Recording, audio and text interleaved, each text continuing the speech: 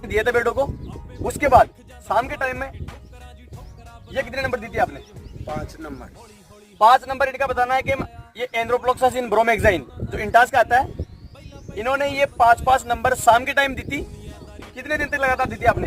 2 दिन तक। 2 दिन लगातार इन्होंने बेटों को दी। 2 दिन ये दवाई और 1 दिन ये खाली पेट ये दवाई।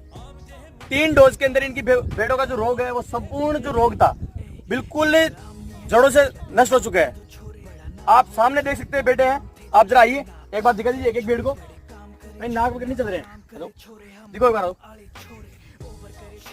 हेलो दिखो एक बार। कोई नाक चल रहा है? कहाँ से रही बेटे? दिखो